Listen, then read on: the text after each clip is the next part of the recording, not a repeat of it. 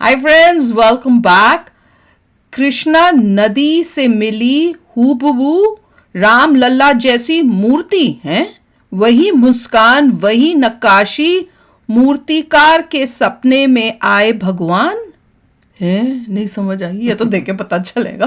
चलो वीडियो शुरू करते हैं। वीडियो शुरू करने से पहले अगर आप चैनल पर नए हो और आपने अभी तक सब्सक्राइब नहीं किया तो जल्दी से पहले सब्सक्राइब के बटन और बेल आइकन को क्लिक कर लो ताकि आपको हमारे सारे न्यू वीडियोस के नोटिफिकेशन मिल जाएं जैसे हम अपलोड करें। अगर आपको वीडियो पसंद आता है प्लीज लाइक एंड शेयर। चलिए शुरू करते हैं। नदी से मिली हूबहू रामलला जैसी मूर्ति, हजारों साल पुरानी प्रतिमा की सच्चाई जान उड़ जाएंगे होश।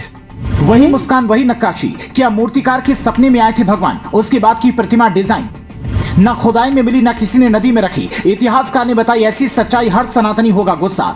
इधर सीएम योगी ने ज्ञानवापी का जिक्र किया, उधर साक्षात भगवान शिव प्रकट हो गए। उनके साथ भगवान विष्णु की ऐसी प्रतिमा मिली जिसे देखकर लोग हैरान हैं। खासकर जो लोग सनातन धर्म की प्राचीनता पर सवाल उठाते हैं उन्हें ये फोटो ध्यान से देखनी चाहिए। कर्नाटक से आई ये तस्वीर बिल्कुल अयोध्या में स्थापित रामलला की मूर्ति की तरह है। चेहरे पर वही मुस्कान, मूर्ति की लगभग वैसी ही नक्काशी जैसे रामलला की मूर्ति की चारों तरफ भगवान विष्णु के 10 अवतार का चित्रण किया गया है। 1000 साल पुरानी मूर्ति में भी ठीक ऐसी ही तस्वीर दिख रही थी। भगवान विष्णु की 4 भुजाएं, ऊपर के 2 हाथों में शंख और चक्र, नीचे के 2 हाथों में वरदान की मुद्रा, ये बता रही थी कि सनातन धर्म का इतिहास कितना पुराना है। ये प्रतिमा जिस जगह से मिली है वो है कर्नाटक का रायचूर जिला। मीडिया रिपोर्ट में दावा किया जा रहा है कि वहां के शक्तिनगर के पास कृष्णा नदी पर पुल बना रहे मजदूरों ने आवाज दी कि यहाँ मूर्ति है। जब ठेकेदार और इंजीनियर पहुंचे और मूर्ति को निकालकर नदी के पानी में धोया तो सबकी आंखें खुली की खुली रह गई, क्योंकि ये प्रतिमा बिल्कुल अयोध्या में स्थापित रामलला की प्रतिमा की तरह थी। कई लोगों को तो ये लगा कि कर्नाटक के पत्थर से भगवान राम की मूर्ति बनी है और 500 सालों का वनवास समाप्त हुआ है, इसीलिए भगवान राम ने कर्नाटक के लोगों को दर्शन दिया। चूंकि अयोध्या में रामलला की मूर्ति बनाने वाले मूर्तिकार अरुण योगीराज ने कहा था कि जब भी मैं मूर्ति बनाता था तो एक वानर उसे गौर से देखता रहता था और बारिश में भी उनका आना बंद नहीं हुआ। तो लोगों के दिमाग में ये सवाल उठ रहे थे कि हूबहू 1000 साल पुरानी प्रतिमा अरुण योगीराज ने कैसे डिजाइन कर दी? क्या उनके सपने में प्रभु श्री राम आए थे और उन्होंने ही बताया था कि ऐसी प्रतिमा बननी चाहिए? जो लोग आस्था को मानते हैं उनके लिए इन सवालों के कई मायने हैं। फिलहाल ये मूर्ति ASI को सौंप दी गई है ताकि वो इससे जुड़ी सारी जानकारी इकट्ठा कर बता सकें कि ये मूर्ति कब की है और इसका इतिहास क्या है। उसके बाद हो सकता है कि किसी मंदिर में इस मूर्ति की स्थापना की जाए। ये भी संभव है कि इतनी प्राचीन मूर्ति को अयोध्या के रामलला के मंदिर में ही रखा जाए। फिलहाल इस बारे में जानकारी सामने नहीं आई है कि प्रतिमा किस मंदिर में स्थापित होगी, लेकिन इतिहासकार ने प्रतिमा की जो सच्चाई बताई है उसे सुनकर हर सनातनी को गुस्सा आएगा। इतिहासकार पद्मजा देसाई का दावा है कि ये 11वीं शताब्दी की है।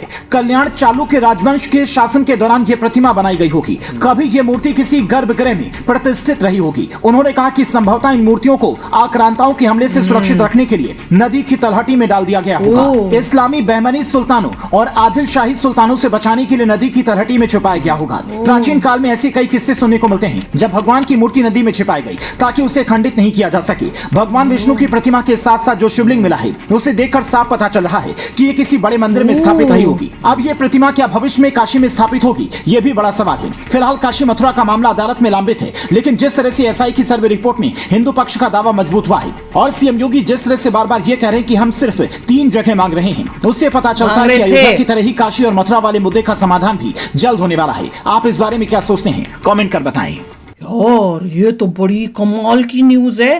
पहले तो मैं यही सुन के मुझे लगा, जब उन्होंने मूर्ति बताई उसके बाद उन्होंने शिवलिंग दिखाए, मैं तो और भी मतलब दोनों। देखिए वो ट्रेडिशनल मूर्ति बनाने वाले थे और ट्रेडिशनली ऐसी ही मूर्तियां उस मतलब इतनी पुराने टाइम से आप जिनसे बनवा रहे हैं उनका पूरा खानदान ये इतने समय से कर रहा है, तो उनको पता है ट्रेडिशनली ऐसी बननी चाहिए मूर्ति। उसके हिसाब से उन्होंने बना के दी है और वही उनको मिली है। मतलब इतने समय से वो जो आर्ट है मूर्ति बनाने की वो ट्रांसफर होती हुई आ रही है। कमाल है, दैट इज अमेजिंग यार। मतलब उनके पूरे एंसेस्ट्री ने मेक श्योर किया है कि उनके बच्चे को एग्जैक्टली पता हो कि मूर्ति कैसे बनानी है, क्या क्या उसके कंपोनेंट्स हैं, कैसे बननी चाहिए।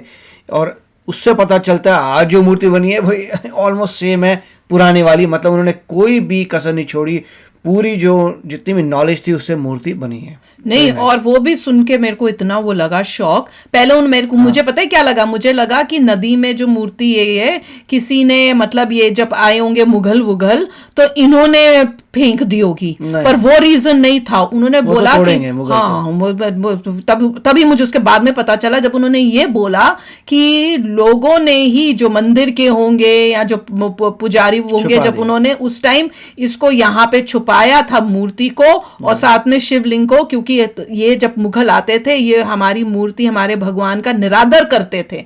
अब वही तो गुस्सा आता है मुझे कि जब ज्ञानवापी का आप देखते हो, जिसको ये बोल रहे थे फुआरा है, फाउंटेन है, जहाँ पे वो क्या करते हैं, वो क्या बोलते हैं, वजू क्या बोलते हैं उनको, वजू। देखिए पॉइंट ये था, वो उन्होंने देखो कितना निरादर किया हुआ है। जिनके भगवान जी को पैर हम वहां पे उनके छूते हैं और उनको नमस्कार करते हैं, वहां पे ये अपने हाथ, गंदे हाथ, अपनी बॉडी क्लीन कर रहे देखिए हैं। जो भी पॉइंट ये है कि उन्होंने 11th सेंचुरी कह रहे हैं, तो 11th सेंचुरी में तो इस्लाम अभी रिसेंटली आया था, वही तो। उससे मुगल उस वक्त नहीं आए थे, मुगल फिर बाद कौन में होगा? आते हैं। फिर कौन आए थे? उससे पहले कितने सारे मुस्लिम आए थे। हाँ, तो जब पहली वही। बार मुस्लिम इन्वेडर्स आए होंगे, उनको नजर आ होगा कि जितने भी मुस्लिम इन्वेडर्स आ रहे हैं वो तोड़ रहे हैं मंदिरों को, तो उन्होंने इमीडिएटली छुपा दी होगी 11th सेंचुरी में। सोचो कब से, मतलब इतना पुराने जहाँ से तक मुझे हमारी पता है कितने मुगल वगैरह late 14th century 15th century में आए थे, तो पहले से जो और आए थे उससे पहले स्टार्टिंग में जो आए थे उन्होंने उनसे बचाने के उसी लिए बचाने के लिए वहां कर दी उन्होंने। इतनी पुरानी है ये भगवान जी की मूर्ति और शिवलिंग। ये तो देखो, और Amazing. सबसे मजे की बात यह है कि मिली कब है, जब यहाँ पे ज्ञानवापी का भी केस चल रहा है और वहां पे प्रूफ हो गया है कि भैया ये मंदिर ही था। कितना इन लोगों ने किया है, और उसके बाद ये सब मिलने के बाद, ये सब हिस्ट्री पता होने के बाद, हमारे देश में ही बैठे हुए लोग जो हैं वो आराम से ये मंदिरों की जगह वापस देने को तैयार नहीं है कि इतनी स्ट्रगल करनी पड़ रही है हमें, वो भी कोर्टों में जाके सालों सालों लड़के फिर हमको न्याय मिल रहा है। पर दिस इज अमेजिंग। देखो कैसे पुल बन रहा था, वो पुल बना रहे हैं और उस पुल बनाने के टाइम उनको ये मिला है। पता नहीं कहाँ कहाँ ऐसे हमारी मूर्तियां होंगी। मैं तो कहती हूँ सारी नदियों को चेक करें।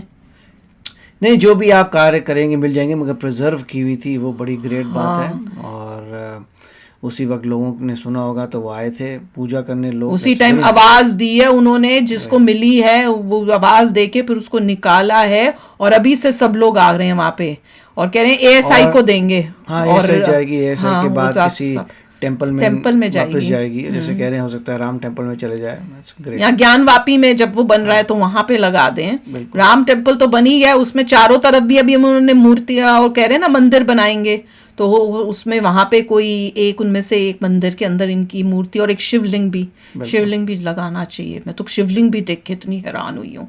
माय गॉड, लुक एट हमारी हिस्ट्री में क्या क्या हुआ है बाय गॉड। और लोगों ने अपने भगवान के एक निरादर ना हो कैसे कैसे उनको बचाने की कोशिश की है। देखो तो सही। तो चलो आप भी शेयर करना अपने थॉट्स। चलते हैं, मिलेंगे नेक्स्ट वीडियो में बहुत ही जल्द। Till then take care and bye bye. तो अगर आप मेरे इस चैनल पे नए हो तो जल्दी से सब्सक्राइब के बटन को हिट करो और बेल आइकन को क्लिक करो, ताकि आपको मेरा जब नया वीडियो मैं लगाऊं आपको उसके बारे में जल्दी से पता चल जाए।